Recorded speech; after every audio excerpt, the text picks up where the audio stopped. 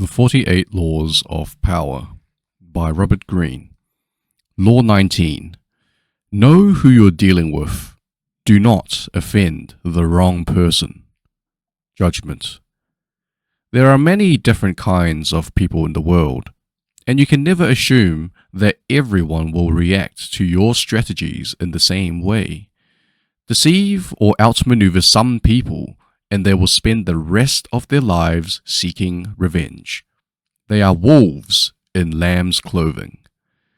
Choose your victims and opponents carefully. Then, never offend or deceive the wrong person. Opponents, suckers, and victims. Preliminary typology. In your rise to power, you will come across many breeds of opponent, sucker, and victim. The highest form of the art of power is the ability to distinguish the wolves from the lambs, the foxes from the hares, the hawks from the vultures. If you make this distinction well, you will succeed without needing to coerce anyone too much. But if you deal blindly with whomever crosses your path, you will have a life of constant sorrow, if you even live that long. Being able to recognize types of people and to act accordingly is critical. The following are the 5 most dangerous and difficult types of mark in the jungle, as identified by artists, con, and otherwise of the past. The arrogant and proud man. Although he may initially disguise it, this man's touchy pride makes him very dangerous. Any perceived slight will lead to a vengeance of overwhelming violence. You may say to yourself, "But I only said such and such at a party where everyone was drunk." It does not matter. There is no sanity behind his overreaction. So do not waste time trying to figure him out. If at any point in your dealings with a person you sense an oversensitive and overactive pride, flee. Whatever you are hoping for from him isn't worth it. The hopelessly insecure man. This man is related to the proud and arrogant type, but is less violent and harder to spot. His ego is fragile, his sense of self-insecure, and if he feels himself deceived or attacked, the hurt will simmer. He will attack you in bites that will take forever to get big enough for you to notice. If you find you have deceived or harmed such a man, disappear for a long time.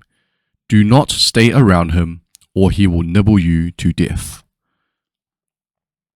Mr. Suspicion. Another variant on the breeds above. This is a future Joe Stalin. He sees what he wants to see, usually the worst, in other people, and imagines that everyone is after him. Mr. Suspicion is in fact the least dangerous of the 3. Genuinely unbalanced, he is easy to deceive, just as Stalin himself was constantly deceived. Play on his suspicious nature to get him to turn against other people. But if you do become the target of his suspicions, watch out. The serpent with a long memory. If hurt or deceived, this man will show no anger on the surface. He will calculate and wait.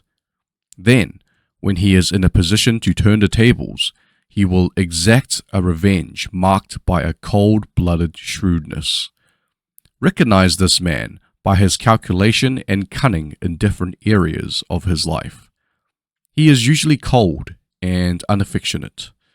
Be doubtfully careful of this snake, and if you have somehow injured him, either crush him completely or get him out of your sight. The plain, unassuming, and often unintelligent man. Your ears prick up when you find such a tempting victim. But this man is a lot harder to deceive than you imagine. Falling for a ruse often takes intelligence and imagination, a sense of the possible rewards. The blunt man will not take the bait because he does not recognize it. He is that unaware.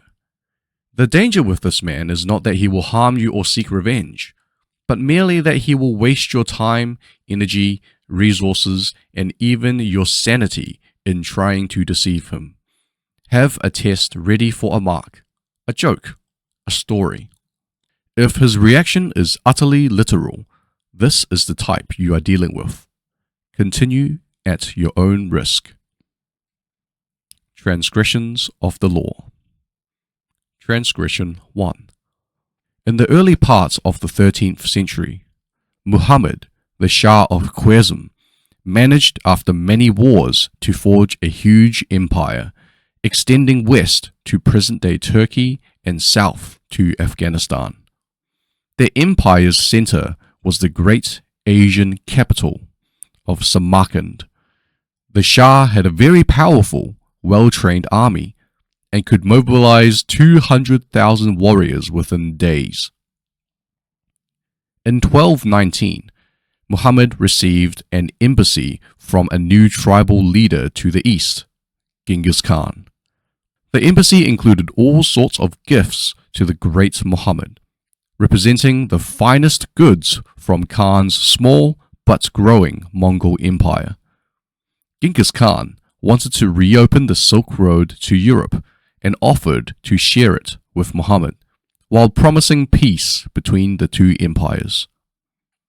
Muhammad did not know this upstart from the east, who, it seemed to him, was extremely arrogant to try talk as an equal to one so clearly his superior. He ignored Khan's offer. Khan tried again. This time, he sent a caravan of 100 camels filled with the rarest articles he had plundered from China. Before the caravan reached Muhammad, however, Inalchik, the governor of a region bordering Samarkand, seized it for himself and executed its leaders. Genghis Khan was sure that this was a mistake, that Inalchik had acted without Muhammad's approval. He sent yet another mission to Muhammad, reiterating his offer and asking that the governor be punished. This time, Muhammad himself had one of the ambassadors beheaded and sent the other two back with shaved heads, a horrifying insult in the Mongol code of honor. Khan sent a message to the Shah. You have chosen war. What will happen, and what it is to be we know not. Only God knows. Mobilizing his forces, in 1220, he attacked Inalchik's province, where he seized the capital, captured the governor, and ordered him executed by having molten silver poured into his eyes and ears. Over the next year, Khan led a series of guerrilla-like campaigns against the Shah's much larger army. His method was totally novel for the time. His soldiers could move very fast on horseback and had mastered the arts of firing with bow and arrow while mounted. The speed and flexibility of his forces allowed him to deceive Muhammad as to his intentions and the directions of his movements. Eventually, he managed first to surround Samarkand, then to seize it. Muhammad fled, and a year later died, his vast empire broken and destroyed. Genghis Khan was sole master of Samarkand, the Silk Route, and most of northern Asia. Interpretation. Never assume that the person you are dealing with is weaker or less important than you are. Some men are slow to take offense, which may make you misjudge the thickness of their skin and fail to worry about insulting them. But should you offend their honor and their pride, they will overwhelm you with a violence that seems sudden and extreme given their slowness to anger. If you want to turn people down, it is best to do so politely and respectfully, even if you feel their request is impudent or their offer ridiculous. Never reject them with an insult until you know them better. You may be dealing with a Genghis Khan. Transgression 2. In the late 1910s, some of the best swindlers in America formed a con artist ring based in Denver, Colorado. In the winter months, they would spread across the southern states, plying their trade. In 1920, Joe Qwerty, a leader of the ring, was working his way through Texas, making hundreds of thousands of dollars with classic con games. In Fort Worth, he met a sucker named J. Frank Norfleet, a cattleman who owned a large ranch. Norfleet fell for the con. Convinced of the riches to come, he emptied his bank account of $45,000 and handed it over to Qwerty and his confederates. A few days later, they gave him his millions, which turned out to be a few good dollars wrapped around a packet of newspaper clippings. Qwerty and his men had worked such cons 100 times before, and the sucker was usually so embarrassed by his gullibility that he quietly learned his lesson and accepted the loss. But Norfleet was not like other suckers. He went to the police, who told him there was little they could do. "Then I'll go after these people myself," Norfleet told the detectives. "I'll get them too, if it takes the rest of my life." His wife took over the ranch as Norfleet scoured the country, looking for others who had been fleeced in the same game. One such sucker came forward, and the two men identified one of the con artists in San Francisco and managed to get him locked up. The man committed suicide rather than facing a long term in prison. Norfleet kept going. He tracked down another of the con artists in Montana, roped him like a calf, and dragged him through the muddy streets to the town jail. He traveled not only across the country but to England, Canada, and Mexico in search of Joey Qwerty, and also of Qwerty's right-hand man, W.B. Spencer. Finding Spencer in Montreal, Norfleet chased him through the streets. Spencer escaped, but the rancher stayed on his trail and caught up with him in Salt Lake City. Preferring the mercy of the law to Norfleet's wrath, Spencer turned himself in. Norfleet found Qwerty in Jacksonville, Florida, and personally hauled him off to face justice in Texas. But he wouldn't stop there. He continued on to Denver, determined to break up the entire ring. Spending not only large sums of money, but another year of his life in pursuit, he managed to put all of the con ring's leaders behind bars. Even some he didn't catch had grown so terrified of him that they too turned themselves in. After 5 years of hunting, Norfleet had single-handedly destroyed the country's largest confederation of con artists. The effort bankrupted him and ruined his marriage, but he died a satisfied man. Interpretation. Most men accept the humiliation of being conned with a sense of resignation. They learn their lesson, recognizing that there is no such thing as a free lunch, and that they have usually been brought down by their own greed for easy money. Some, however, refuse to take their medicine. Instead of reflecting on their own gullibility and avarice, they see themselves as totally innocent victims. Men like this may seem to be crusaders for justice and honesty, but they are actually immoderately insecure. Being fooled, being conned, has activated their self-doubt, and they are desperate to repair the damage. Were the mortgage on Norfleet's ranch, the collapse of his marriage, and the years of borrowing money and living up to cheap hotels worth his revenge over his embarrassment at being fleeced? To the Norfleets of the world, overcoming their embarrassment is worth any price. All people have insecurities, and often the best way to deceive a sucker is to play upon his insecurities. But in the realm of power, everything is a question of degree, and the person who is decidedly more insecure than the average mortal presents great dangers. Be warned. If you practice deception or trickery of any sort, study your mark well. Some people's insecurity and ego fragility cannot tolerate the slightest offense. To see if you are dealing with such a type, test them first. Make, say, a mild joke at their expense. A confident person will laugh. An overly insecure one will react as if personally insulted. If you suspect you are dealing with this type, find another victim. Transgression 3. In the 5th century BC, Chong'e, the Prince of Qin, in present-day China, had been forced into exile.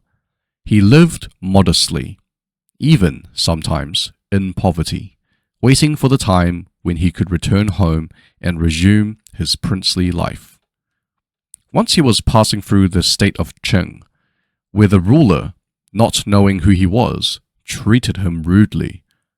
The ruler's minister, Shu Chan, saw this and said, "This man is a worthy prince. May your highness treat him with great courtesy and thereby place him under an obligation." But the ruler, unable to see only the prince's lowly station, ignored this advice and insulted the prince again.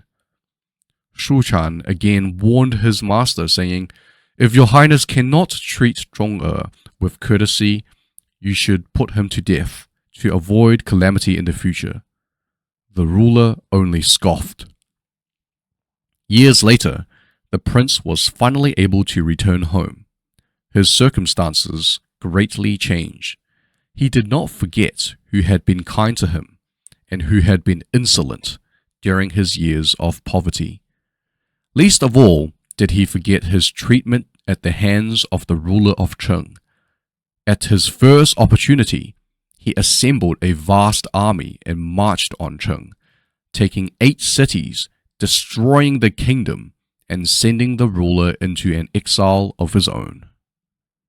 Interpretation. You can never be sure who you are dealing with. A man who is of little importance and means today can be a person of power tomorrow. We forget a lot in our lives, but we rarely forget an insult. How was the ruler of Qing to know that Prince Chong'e was an ambitious, calculating, cunning type, a serpent with a long memory? There was really no way for him to know, you may say. But since there was no way, it would have been better not to tempt the fates by finding out. There is nothing to be gained by insulting a person unnecessarily. Swallow the impulse to offend, even if the other person seems weak. The satisfaction is meager compared to the danger that someday he or she will be in a position to hurt you. Transgression 4. The year of 1920 had been particularly a bad one for the American art dealers. Big buyers, the robber baron generation of the previous century, were getting to an age where they were dying off like flies, and no new millionaires had emerged to take their place. Things were so bad that a number of the major dealers decided to pool their resources, an unheard of event, since art dealers usually get along like cats and dogs.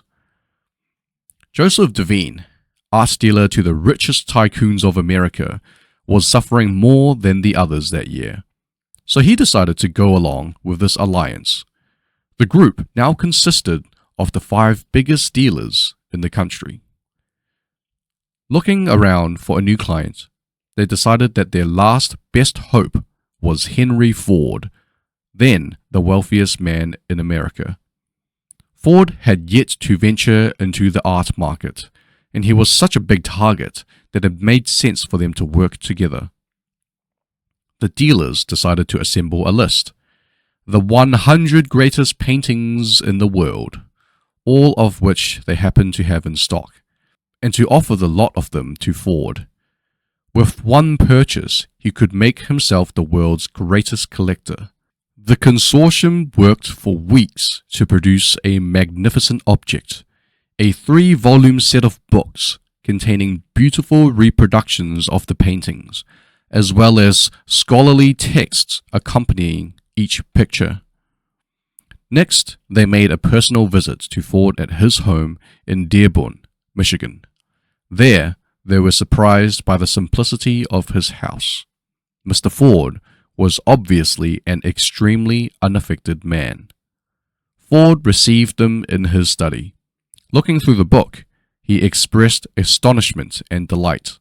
The excited dealers began imagining the millions of dollars that would shortly flow into their coffers.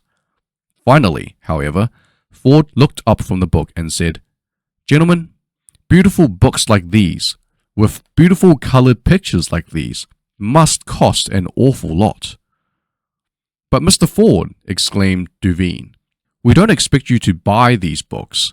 We got them up especially for you, to show you the pictures. These books are a present to you." Ford seemed puzzled. "Gentlemen," he said, "it is extremely nice of you, but I really don't see how I can accept such a beautiful, expensive present like this from strangers." Duveen explained to Ford that the reproductions in the books showed paintings they had hoped to sell him. Ford finally understood. "But gentlemen," he exclaimed, "what would I want with the original pictures when the ones right here in these books are so beautiful?" Interpretation. Joseph Duveen prided himself on studying his victims and clients in advance, figuring out their weaknesses and the peculiarities of their tastes before he ever met them. He was driven by desperation to drop this tactic just once in his assault on Henry Ford. It took him months to recover from his misjudgment, both mentally and monetarily. Ford was the unassuming plain man type who just isn't worth the bother.